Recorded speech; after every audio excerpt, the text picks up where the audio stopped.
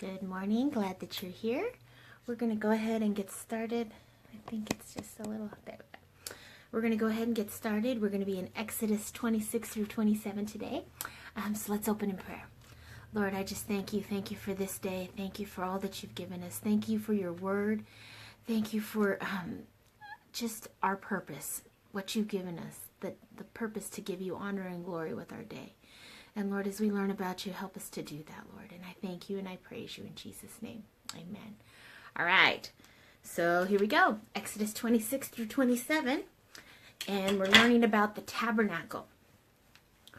Moreover, you shall make the tabernacle with 10 curtains of fine twined linen and blue and purple and scarlet yarns. You shall make them with cherubim skillfully worked into them. The length of each curtain shall be 28 cubits, and the breadth of each curtain shall be 4 cubits. All the curtains shall be the same size. 5 curtains shall be coupled to one another, and the other 5 curtains shall be coupled to one another. And you shall make loops of blue on the edge of the outermost curtain in the first set.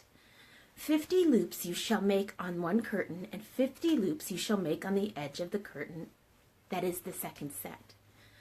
The loops shall be opposite one another, and you shall make 50 clasps of gold, and couple the curtains one to another with the clasps, so that the tabernacle may be a single whole. So these curtains are going to be the walls of the tabernacle, because it's going to constantly be moving, because they're living in the desert, walking around in circles. You shall also make curtains of goat's hair for a tent over the tabernacle. 11 curtains you shall make. The length of each curtain shall be 30 cubits, and the breadth of each curtain shall be 4 cubits. The 11 curtains shall be the same size, and you shall couple 5 curtains by themselves, and 6 curtains by themselves, and the 6th curtain you shall double over at the front of the tent. You shall make 50 loops on the edge of the curtain, that is the outermost, in one set, and 50 loops on the edge of the curtain that is the outermost on the second set. And you shall make 50 clasps of bronze, and put the clasps into the loops, and couple the tent together, that it may be a single whole. And the part that remains of the curtains of the tent, the half curtain that remains, shall hang over the back of the tabernacle. And the extra that remains in the length of the curtains, the cubit on the one side, and the cubit on the other, shall hang over the sides of the tabernacle, on this side and that side, to cover it. And you shall make for the tent a covering of tanned ram skins, and a covering of goat skins on top. So God is giving Moses direction on how to not only build the tabernacle, but how to cover the tent inside the tabernacle. So now they're learning you shall make upright frames for the tabernacle of acacia wood. 10 cubits shall be the length of a frame, and 1.5 cubits the breadth of each frame. There shall be 2 tenons in each frame for fitting together. So you shall do for all the frames of the tabernacle. You shall make the frames for the tabernacle, 20 frames for the south side, and 40 bases of silver you shall make under the 20 frames. 2 bases under one frame for its 2 tenons, and 2 bases under the next frame for its 2 tenons. And for the second side of the tabernacle on the south side, 20 frames. And there are 40 bases of silver, 2 bases under one frame and 2 bases under the next frame. And for the rear of the tabernacle westward, you shall make 6 frames. And you shall make 2 frames for the corners of the tabernacle in the rear, and they shall be separate beneath, but joined at the top, at the first ring. Thus it shall be with both of them, and they shall form the 2 corners. And there shall be 8 frames with their bases of silver, 16 bases, 2 bases under one frame, and 2 bases under another. This is God taking the time to give Moses directions on how to build the tabernacle, because it matters. Because it matters to God. The details matter to God. How he does it matters to God. What we do in our lives matters to God. You shall make bars of acacia wood, 5 for the frames of the one side of the tabernacle, and 5 bars for the frames of the other side of the tabernacle, and 5 bars for the frames of the side of the tabernacle at the rear westward. The middle bar halfway up the frames shall run from end to end, and you shall overlay the frames with gold, and shall make their rings of gold for holders for the bars, and you shall overlay the bars with gold. Then you shall erect the tabernacle according to the plan for it that you were shown on the mountain. And you shall make a veil of blue and purple and scarlet yarns and fine twined linen, and it shall be made with cherubim skillfully worked into it. And you shall hang it on 4 pillars of acacia overlaid with gold, with hooks of gold on 4 bases of silver. And you shall hang the veil from the clasps and bring the ark of the testimony in there within the veil, because God's wanting to build this tabernacle that he can dwell in among the people. And then that ark of the testimony is going to be the most holy place. And the veil shall separate for you the holy place from the most holy place. And you shall put the mercy seat on the ark of the testimony in the most holy place. And you shall set the table outside the veil, and the lampstand on the south side of the tabernacle opposite the table. And you shall put the table on the north side.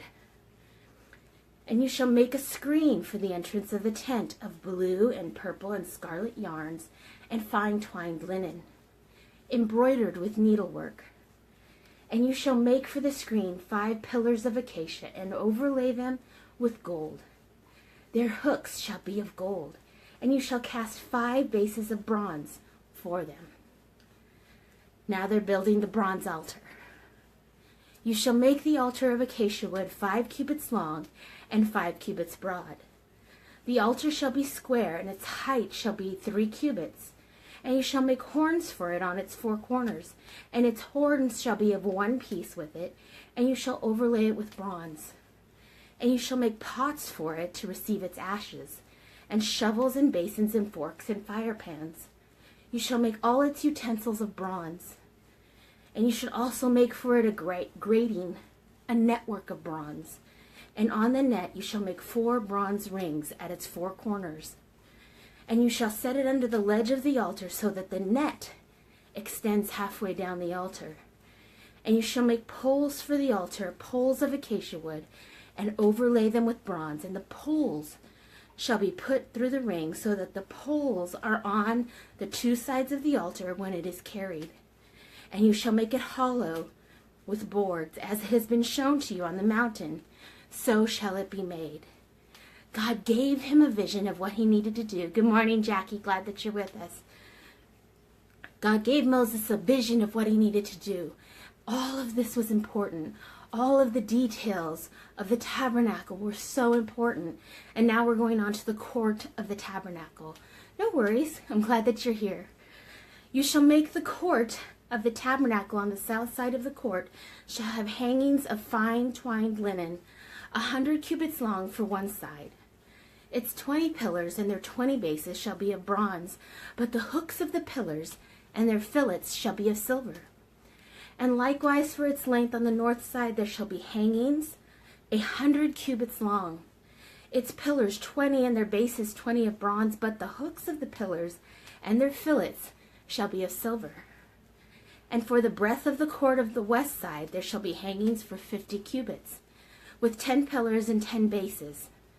The breadth of the court on the front to the east shall be 50 cubits, and the hangings for the one side of the gate shall be 15 cubits, with their 3 pillars and 3 bases. On the other side the hangings shall be 15 cubits, with their 3 pillars and 3 bases. For the gate of the court there shall be a screen 20 cubits long, of blue and purple and scarlet yarns and fine twined linen, embroidered with needlework.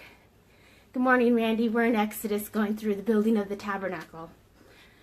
It shall have 4 pillars with them, with 4 bases, and all the pillars around the court shall be filled with silver.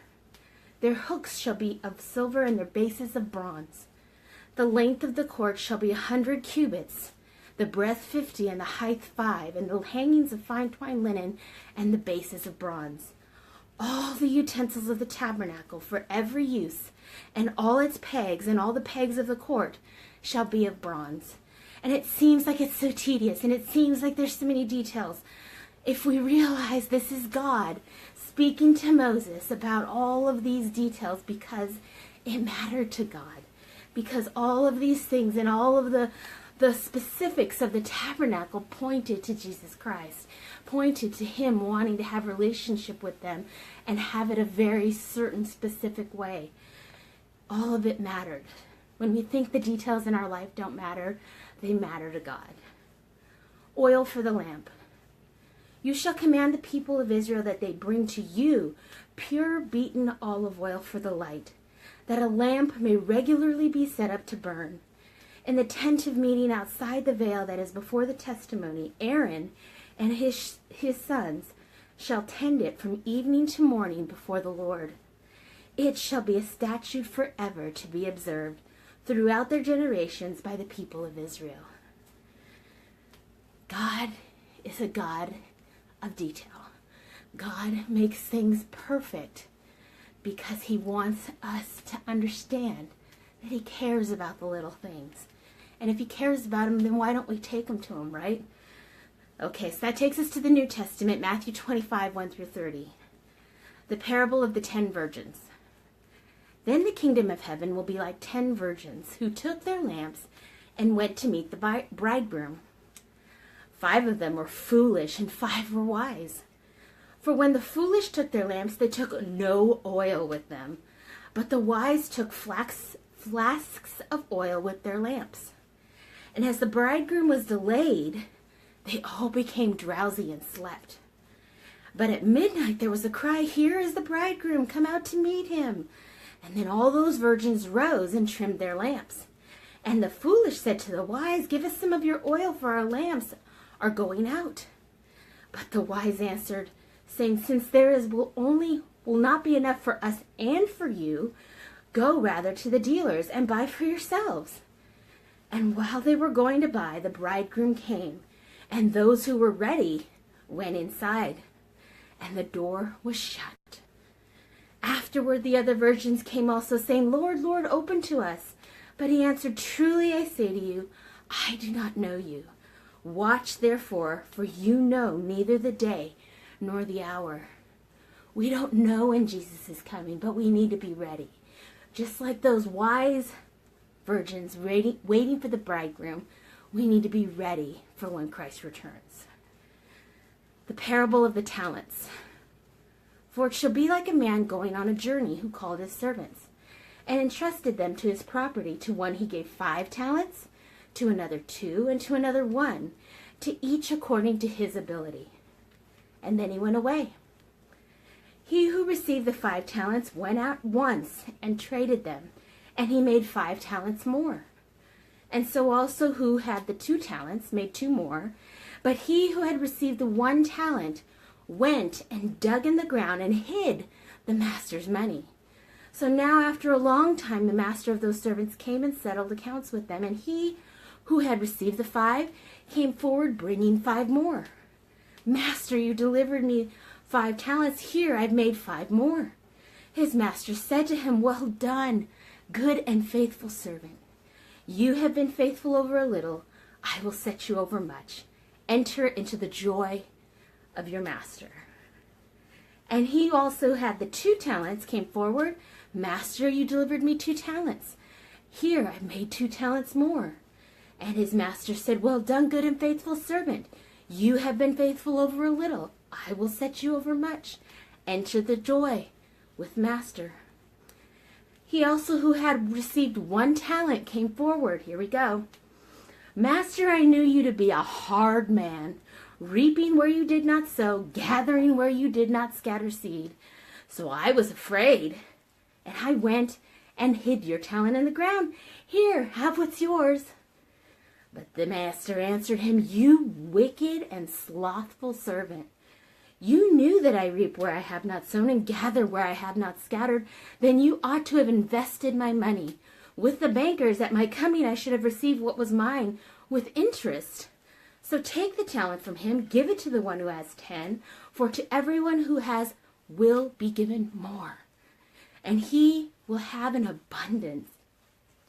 But from the one who has not, even what he has will be taken away. And cast that worthless servant into the outer darkness. In that place there will be weeping and gnashing of teeth, because that place is separated from God. We want to be faithful with what God gives us. Be faithful with the talents that God's given you. Use them for his honor and glory. Don't just dig a hole and say, here I am, just as I am. I never grew, I never changed, I never did anything with the talents you've given me, but here I am. No, God's given you those talents to use to multiply his kingdom and give him honor and glory, right? Okay, so we're in Psalms 31. In you, O Lord, do I take refuge. Let me never be put to shame. In your righteousness deliver me. Incline your ear to hear me. Rescue me speedily. Be a rock of refuge for me, a strong fortress to save me. For you are my rock, and you are my fortress. In your name's sake, you lead, you guide me. You take me out of the net they have hidden for me. You are my refuge. In your hand I commit my spirit. You have redeemed me, O Lord. Faithful God. That's our God. He redeems us. He keeps us. He saves us. I hate those who pay regard to worthless idols, but I trust in the Lord. And we may say, well, I don't worship idols. Really? Because do you put your spouse or your kids or your job or others' feelings or your own feelings before God? Because anything you put between you and God is an idol. I will rejoice and be glad in your steadfast love, because you have seen my affliction. You have known the distress of my soul, and you have not delivered me into the hand of the enemy. You have set my feet in a broad place. God has a broad place for you to stand on. God has a hope and a future for you. This might be a hard time. This situation might be a lot, but God, right? Proverbs 8, 1 through 11. Does not wisdom call? Does not understanding raise her voice? On the heights beside the way, at the crossroads, she takes her stand besides the gates in front of the town at the entrance of the portals. She cries aloud, to you, O man, I call, and my cry is to the children of man. O simple ones, learn prudence. O fools, learn sense. Hear, for I will speak noble things, and from my lips will come what is right. For my mouth will utter truth. Wickedness is an abomination to my lips. All the words of my mouth are righteous. There is nothing twisted or crooked in them. They are all straight to him who understands, and right to those who find knowledge. Take my instruction instead of silver, and knowledge rather than choice gold. For wisdom is better than jewels, and all that you may desire cannot compare with her. Nothing in this world compares to having the wisdom and the truth of God in your life. God has given you a purpose and a plan, and he's given you the truth to be able to know and understand what that is. Trust him. Let him lead you. Let him guide you. And use what he's given you to bring him honor and glory today. I pray you have an awesome, blessed day, and I look forward to seeing you tomorrow. Talk to you later.